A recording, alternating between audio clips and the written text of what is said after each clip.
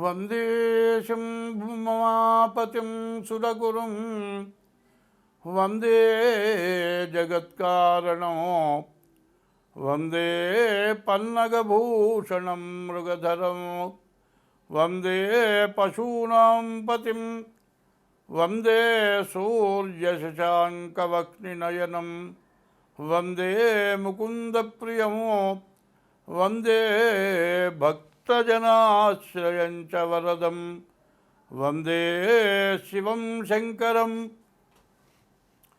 Yeah కుందేందు తుషారహారధవళా యా శుభ్రవస్త్రాన్వితా యా వీణావరదండమండితకరా యా శ్వేతపద్మాసనా యా బ్రహ్మాచ్యుతశంకరప్రభృతిభిర్దేవైः సదా పూజితా सा मां पातु सरस्वती भगवती भारती निक्षेषजाड्यापहा ఒక సూర్యుండు సమస్త జీవులకు కొక్కడైతోచు పోలిక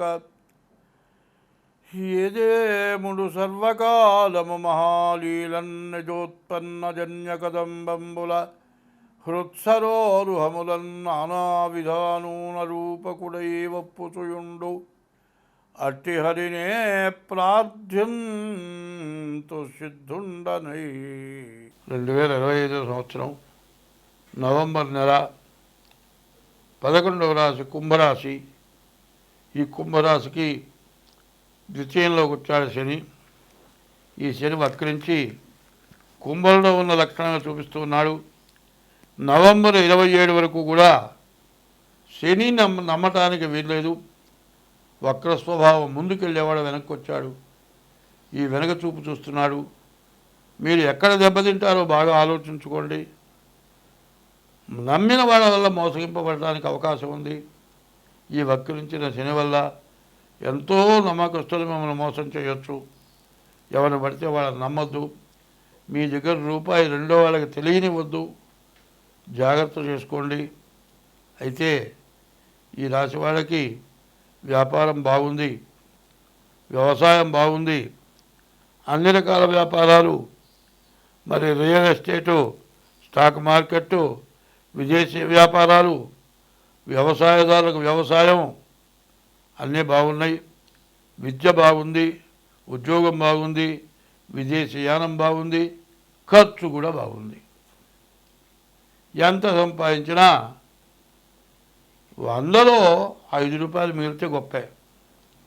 నువ్వు సంపాదించిన దానికి రెట్టింపు ఖర్చు అయ్యే పరిస్థితి శని రాహు కేతువుల వల్ల జరగబోతోంది. కాబట్టి ఈ మంచిని ఉపయోగించుకోవాలంటే మీ డేట్ ఆఫ్ బర్త్ ద్వారా మీ జాతకం చూపించుకోండి.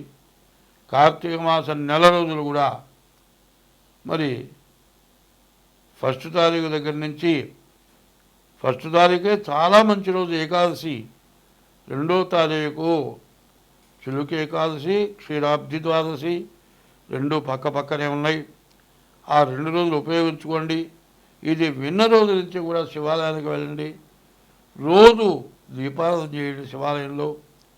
మరి ఈశ్వరుని పూజించండి, అమ్మవారిని పూజించండి, పుట్టని పూజించండి. పుట్ట దగ్గర బియ్యపురవ పంచదార వేయండి. గోవుకి ఆహారం పెట్టండి. తల్లిదండ్రులను పూజించండి. భార్యని దుఃఖపెట్టబాకండి. ఈ రాశి వాళ్ళు ఈ విధంగా ఉంటే మీరు అన్ని విధాలా అన్ని రకాలుగా బాగుంటారు. అన్నీ బాగున్నాయని చెప్పాను, నమ్మద్దు. శని రాహుకేతుల వల్ల బాగా నష్టాలు వచ్చే లక్షణం బాగా ఎక్కువగా కనబడుతోంది. కాబట్టి ముందు డేట్ ఆఫ్ బర్త్ ద్వారా జాతకం చూపించుకోవడం చాలా అవసరం. మరి జాతకం చూపించుకోవాలంటే తగిన ఫీజు చెల్లించాలి. మా దగ్గర జాతకం చూపించుకోవాలంటే ఒక నెంబర్ 780-107-1946, ఇంకో నెంబరు 6300061241. ఈ 2 నెంబర్లకి ఫోన్ చేసి తగిన ఫీజు చెల్లించి మీ జాతకం చూపించుకోండి. మీకు ఏదైనా పరిహారాలు చేయాలంటే కూడా చేయిస్తాను, దానికి వేరే ఫీజు ఉంటుంది. ఇట్లా చేసుకుంటే మీ కుంభరాశి వాళ్ళు బాగుపడతారు. స్వస్తి. ఈ సంవత్సరం మొత్తంలో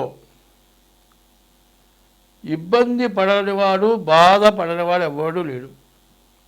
అందరికీ బాధలు వచ్చినాయి. వర్షం వల్ల ఇబ్బంది పడనివాడు ఎవడూ లేడు. ఉద్యోగం అంటే గవర్నమెంట్ ఉద్యోగం కానీ ఏ ఉద్యోగం అయినా కానీ బండి మీద కానీ 2 వీలర్ మీద కానీ 4 వీలర్ మీద కానీ పోతూ ఉంటే డ్రైనేజ్ పొంగి కార్లు మునిగిపోయి కార్లు ఇంజన్లు పాడైపోయి కార్లు వరదల్లో కొట్టుకుపోయి ఇబ్బంది పడ్డవాళ్ళు ఉన్నారు. సరే, నడిచిపోయే వాళ్ళ బతుకు చెప్పక్కర్లా. కూలి పను ప్రైవేట్ జాబులు చేసుకునే వాళ్ళ పరిస్థితి చెప్పలేం అవసరంలా. నిత్యం కూలి పని చేసుకునేవాళ్ళు వర్షంలో పని కుదరదు చేసుకుంటానికి కుదరదు. ఇవాళ అందరూ తిండికి లేక అప్పుల పాలైపోయి ఎవరు అప్పు ఇచ్చేవాళ్ళు లేక బతకడం ఎట్లాగో అర్థం కాక బతకాలో చావాలో తెలియక కొట్టుమిట్టాడుతున్నారు ప్రజలంతా కూడా. ఈ బాధలు ఎందుకు వచ్చినాయి అంటే యుద్ధం వచ్చింది. డీజిల్ దగ్గర నుంచి పెట్రోల్ దగ్గర నుంచి అన్నీ పెరిగిపోయినాయి. వీటి వల్ల ప్రతి వస్తువు ధరలు పెరుగుతాయి.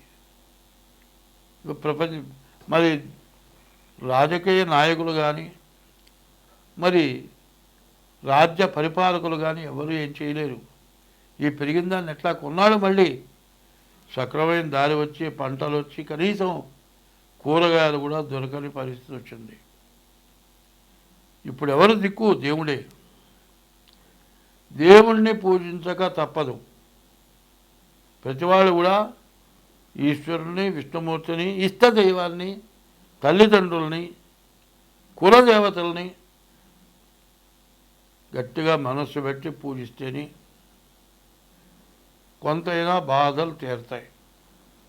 అదే కాదండి, ఎవరు ఎన్ని చేసినా బతికున్న తల్లిదండ్రులకి అన్నం పెట్టకపోవటం, వాళ్ళు తిన్నారా తినలేదా చూడకపోవటం, కనీసం వాళ్ళని వృద్ధాశ్రమాలకు పంపించడం, తర్వాత విదేశాల్లో ఉన్నవాళ్ళు వృద్ధాశ్రమంలో ఉన్న తల్లిదండ్రులు చచ్చిపోతే రాకపోవటం, దహనం చేయకపోవటం, కర్మ చేయకపోవటం, ఇవి చెయ్యరాని మహాపాపాలు.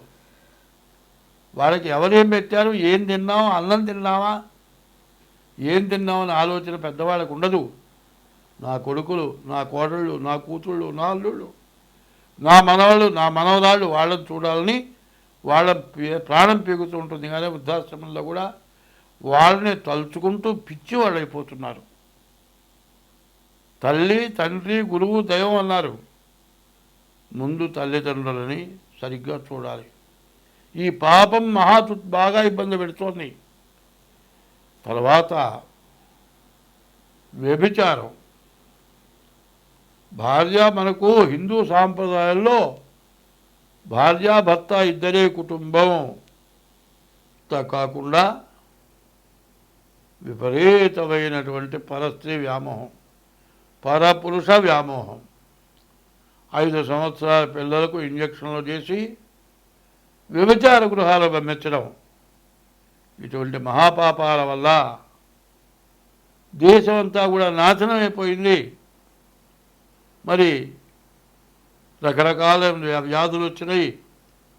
ఆ వ్యాధులు తగ్గక చాలా ఇబ్బంది పడుతున్నారు.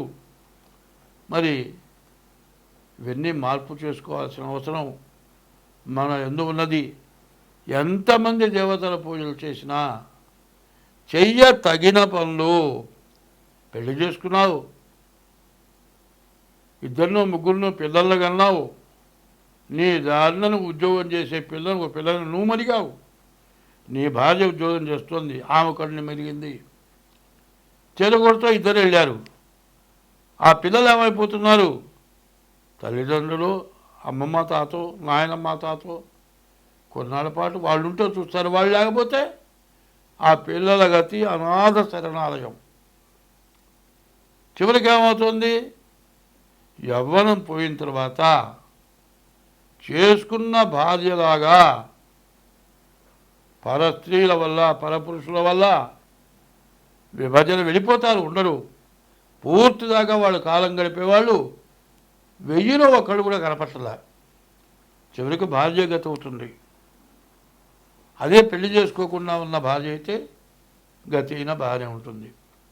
ఇద్దరు చెరువులను పెళ్లి చేసుకుంటే హిందూ సాంప్రదాయమైన సనాతన వ్యవస్థ నాశనమైపోతుంది. సనాతన వ్యవస్థను పూర్తిగా విడగొట్టుకున్నారు. వస్త్రధారణ పూర్తిగా పాడైపోయింది. ఈ వస్త్రధారణ ఎందుకు చేస్తున్నాం అనేది ఆలోచించుకోవాలి. నేను చెప్పటం కాదు, ఇంట్లో పెద్దవాళ్ళు, తల్లిదండ్రులు, పిల్లలు, చదువుకునేటువంటి పిల్లలకి జాగ్రత్తలు చెప్పాల్సిన అవసరం ఉంది. ఇవన్నీ కూడా జాగ్రత్త వహించడమే కాదు, దేవతా పూజలు జరగాలి. అందులో ముఖ్యంగా గజేంద్ర మోక్షం అని ఉంది. వంశపారంపర్యంలో వంశ మూల పురుషులు చేసిన పాపం పోవాలి అంటే గజేంద్ర మోక్ష పారాయణ చేస్తే సమస్త పాపాలు నశించిపోతాయి. ఆ గజేంద్ర మోక్షం కూడా ఈ యూట్యూబ్ వాళ్ళకి ఇద్దామనుకున్నాను. వాళ్ళ టైము చాలలేదు, నాకు కూడా చెప్పగలిగినట్లుగా లేదు. ఇంకొక రోజు గజేంద్ర మోక్షం చెప్పుకుందాం. ఇప్పుడు చెప్పింది మొత్తం ప్రతి రాశికి చివర్లో వేయండి. ఇది తప్పనిసరిగా వేయాలి. ప్రతి వాళ్ళు అవలంబించాలి.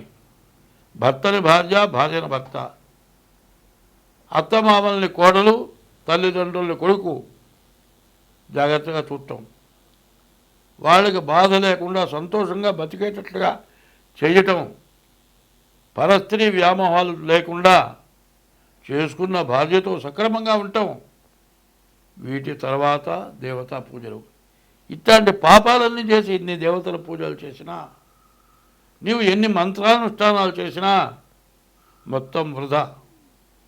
ఎందుకంటే సాంప్రదాయమైనటువంటి లక్షణాలు ఉండాలి. ఏవైనా ఉంటే మానుకోవాలి. మానుకున్న తర్వాతే దేవతా పూజలు చేయాలి. నా ఇష్టం వచ్చినట్లు నేను తిరుగుతాను, ఎన్నో పూజలు చేస్తానంటే ఎవరూ బాగుపడలేరు.